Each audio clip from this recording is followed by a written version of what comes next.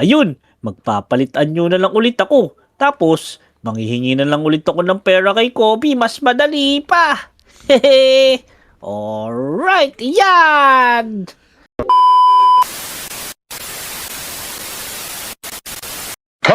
Yun mga Lodi, kamusta nga pala yung first month? Nung pasukan nyo, ano ba yung mga pinapagawa ng mga teacher nyo ngayon? Comment nyo na lang kung saan kayo nahihirapan ha.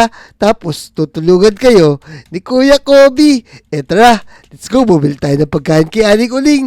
Teka, parang may naririnig ako dun ha. Nako kayong dalawa, bibili kayo ng pagkain. Wala pala kayong pera. 1 diamond na nga lang ibabayad nyo. Hindi nyo pa mabayaran. Bawal utang dito. Pare, paano to? Gugutom na ako. Yang anong gagawin natin ngayon? Wala tayong pera dito. Teka, parang kilala ko tong dalawa na to ah. Parang ito yung sa K-pop Demon Hunter na si Rumi tsaka si Zoe. Although mga Lodi, nandito na naman pala sila sa Lodi Island. Baka may concert sila. Ito, lapitan natin. Teka, Aling-Uling, ano po kailangan ng dalawa na to? Nako Kobe, ito kasi dalawang babae na to. Bumili dito ng pagkain. Wala palang pambayad. Kulang sila ng 1 diamonds. Naku, Kobe. Ikaw pala yan. Nagugutom na kasi kami ni Zoe. Yang nga ko, binaalala ko ba kami? Ala na kaming pera dito. Naku, o sige, ako na po bahala dyan, Aling-Uling. O ayan o, tig 1 diamonds kayo. Pambayad nyo kay Aling-Uling para hindi na kayo sugitan. Kakabait mo naman, Kobe. Pogi mo pa. Kaya nga, pakaganda mong lalaki. Ito aling-uling oh. Yan. Yan, Anong nakapagbayad say? na kayo. Sige, mamaya. Magkita tayo dun mamayang 8 ha. Sa may bagong playground. Kaya nga, Kobe, hihintayin ka namin doon. Yun, maglalaro kami na Zoe. Tsaka ni Mira. Ayos mga Lodi, makakasama ulit natin yung mga K-pop Demon Hunter. Tara, umuwi na tayo tapos. Siyempre, magpapogi tayo, mag-ayos tayo. Yan, ayos. Yun mga Lodi, pupuntahan tayo sa playground. Hanapin natin si Mira. Tsaka si Zoe. Ayos, makapaglaro na tayo. Tara, abangan lang natin sila dun. Uy, batang. Timo, yun na naman si Kobe, oh. Tignan mo, ayun na naman siya, naghihintay siya doon. Parang oras na to namnam para perahan ulit si Kobe. Magpalit ulit tayo ng anyo. Doon na, dali, mutuin natin si Kobe. Let's go. Teka, ang tagal naman ng mga kalaro ko. Nasaan na kaya sila? Yun! Eto na pala si Zoe. Tsaka si Mira. Ayos, maglaro na tayo. Tipiting. Hi, Kobe. Uy, Kobe, matagal ka ba naghintay? Medyo matagal mga 1 oras din. Ang tagal niya naman, maglaro na nga tayo. Naku, Kobe. Bago pala tayo magsimulang maglaro, may kailangan kaming bilhin ni Zoe. Di ba, Zoe? Tama yun, Kobe. Kailangan namin ng maraming diamonds. Naku, ganun ba? Di tayo makapaglaro ngayon. Pero sige, meron akong diamonds dito O ayan Sa inyo na yan Bibigyan ko kayo ng maraming diamonds. Ayan Wow, ang dami. Wow, galing. Teka, hintayin mo kami, Kobe, ha? Tara na, Zoe. Kaya nga, Kobe, babalik kami agad yan. Yan. Let's go. O sige, ano ba yung mga Lodi? Umalis naman agad sila ba? Tapos ko sila bigyan ng diamonds. Parang di naman yata totoo na sila si Mira at si Zoe. Oh no! Aling-uling, pabili naman ako ng sandwich. Teka, bakit nag-iisa ka yata? Ala yata, yung mga kaibigan mo. Nga po, hindi ko sila makita. Ilang araw na din, hindi ko pa sila nakikita at naglalaro dito sa playground. Teka, hindi ka ba nagkataka? Ilang araw na, hindi mo pa rin sila nakikita tapos nakikilala ka pa. Doon dalawang babae dito kahapon. Piling ko, sinamdam yun, tsaka si Moto, pinaprank ka lang nila. Oh no! Oo nga mga Lodi. Parang nagtataka nga ako, kilala nila ako. Teka, Aling-Uling, meron ako naisip. May pupunta ako sa bahay ni Motong tsaka ni Namnam. Titignan ko kung sila talaga yun para malaman ko kung anong sikreto nila. Ayan, sige, maganda yan para hindi ka na nila maloko. Yan, ayos-ayos. O sige po, Alikuling, gagawa na muna ako ng secret base sa loob ng bahay nila. Ayos, ang galing mo talaga, Alikuling. So yun mga Lodi, andito tayo sa bahay ni Namnam. Tapos dahil na rin natin yung mga gamit natin para malaman natin yung sikreto niya kung siya ba talaga yung humihingi sa akin ng diamond. Hintayin lang muna natin siya lumbas dito, sigurado. Ipupunta yun sa kagubatan para manghuli ng hayop. Ya! Ay, nako, ganda ng panahon. Ang sarap magpunta sa may kubat. Tamang-tama to. Tara, sana makahuli ko ng maraming hayop ngayon. Yun na yun mga Lodi, tamang-tama. Umalis si Namnam, oras na para gumawa tayo ng secret base dito sa loob ng bahay niya. Pero bago ang lahat, maglalagay muna tayo ng CCTV dito. Tapos lalagay natin ng monitor. Yan, ayos. Check natin para makikita natin kung paparating na siya.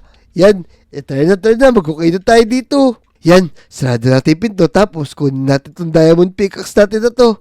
Yan, tapos mag-okay na muna tayo dito. Yan, dito na tayo mag-okay sa gilid ng ano niya, sa gilid ng kama. Yan, medyo lilitan lang natin kasi secret base tong gagawin natin. Yan o, lalakihan natin na ganyan, hanggang dito. Yan, kain lang natin ito mga Lodi para mas mabilis. At sigurado malalaman natin kung ano talaga yung tinatagong Namnam, baka babaya. Pinaprank lang niya tayo. Yan, kunin natin yan. Tapos basagin natin itong mga dirt na to.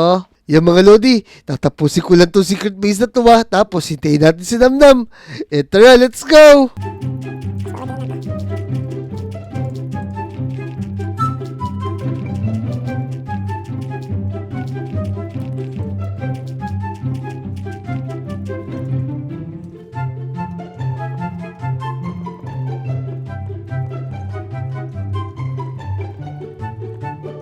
Yun mga Lodi, natapos na natin yung secret base natin. Kung nakikita nyo, yung flooring niya medyo binago natin. Yan, syempre tatapusin lang natin dito sa loob. Yan, pero pag bumaba tayo dito, syempre, kitang-kita natin siya. Pero di niya tayo nakikita. Maglalagay lang tayo ng computer natin dito. Tapos, lalagay natin yung computer. Yan, tapos meron naman tayong CCTV sa labas. Hihintayin lang natin siya na dumating na. Ayos-ayos! La. Ay, nako. Maganda pa rin yung panahon kahit wala ako nakuhang pagkain sa may kubat. Nakakainis naman yun. Pero teka, alam ko na. Na mga Lodi, wala daw siya nahuli. Tapos, hintayin natin kung ano yung naisip niya. Sigurado, malaman natin kung ano talaga yung totoo. Ayun, magpapalitan nyo na lang ulit ako. Tapos, manghihingi na lang ulit ako ng pera kay Kobe. Mas madali pa. Hehe. Alright, yan. Oh no mga Lodi, tama nga si Alikuling. Sinamnam nga lang yun. Tapos, kailangan din na natin malaman kung si Motong talaga yung isa. Pero teka, hintayin natin siya lumabas. Tapos, punta naman tayo kay Motong. Tara, punta natin si Kobe sa bahay niya. Kunyari, hingi akong tulong. Yan, teka mga Lodi, umakit na muna tayo. Tapos, doon naman tayo kay Motong gumawa. Yan, teka, kunat naman ito at tagal basagin. Yan, nababasag na mga Lodi. Para makalabas na tayo dito. Yan, gumawa tayo dito ng ladder natin tapos lumbas na tayo. Mga Lodi, napatunayan natin na pinaprank lang tayo ni Namnam. Tara, bilisan natin para malalaman natin kung si Motong talaga yung isa. Teka, ano kayong magawa? Makapamingwit nga muna tapos hihintay ko na lang muna si Namnam.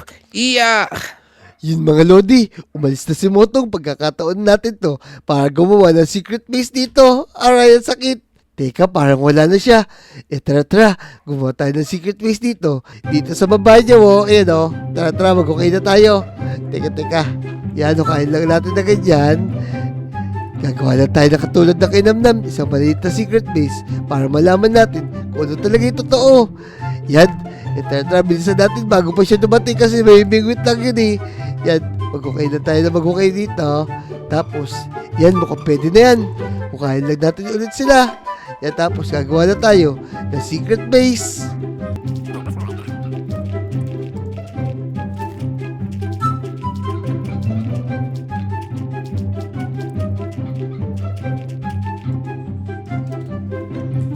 Yan mga Lodi, maglalagay tayo dito ng one-way glass natin.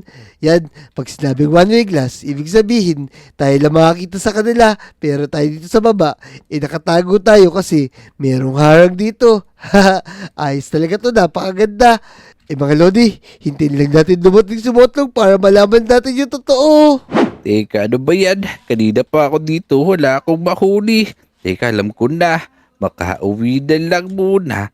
Tapos, ay hintay ko si Damdam. Hihingi na lang kami kay Kobe. Uy, Botong, anong ginagawa mo? Ang tagal mo kanina pa kita hinihintay, boy. Naku, namingwit ako lang ang mahuli, Mukhang malas yata ngayong araw. Bigay sa'yo, magpanggap ka na lang na Joey. Sige, alam ko na. Papalit na lang din ako. Tapos, puntahan na natin si Kobe para makahingi na tayo ulit ng diamonds. Tama, yan. Naku, sigurado talaga ako. Pinaprank lang ako ni Botong. Tsaka ni Damdam. Hindi nila alam. Nandito lang ako sa ilalim. Kitang-kita ko kung ano yung ginagawa nila sa akin. Teka. Kailangan natin lumabas. Tapos, iprank din natin sila. Yan mga Lodi. Ngayon alam na natin kung sino talaga yung mga nagpapanggap na yun. Lagot sila sa akin.